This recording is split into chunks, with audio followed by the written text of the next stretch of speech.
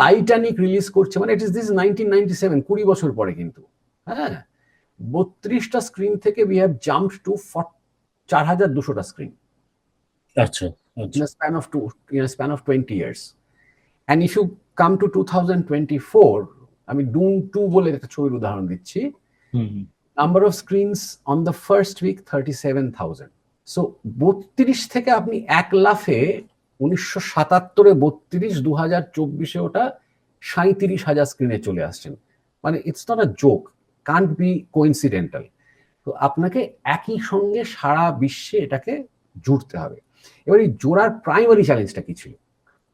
Primary চ্যালেঞ্জটা ছিল হচ্ছে যে কেন হচ্ছিল না আগে।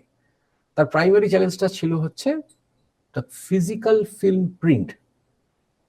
সেটা একটা খুব ওজনদার ভারী জিনিস, সেটাকে ফিজিক্যালি ট্রান্সপোর্ট করতে হয় এবং তার একটা কস্ট আছে। 37,000 প্রিন্ট বানানো সম্ভব নয়, ইম্পসিবল। মানে এটা ছবির থেকে এক্সপেন্সিভ, মানে একটা ভয়ানক এক্সপেন্সিভ জিনিস হয়ে যাবে। তো সেই কারণে ফিজিক্যাল মানে এর কারণে ছবিটার একটা স্ট্যাগার্ড রিলিজ হতো।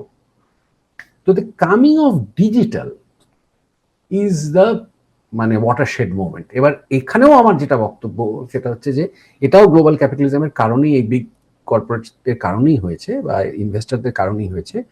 আমি একদম নিশ্চিত যে the coming of digital in cinema was প্রিপোন্ড।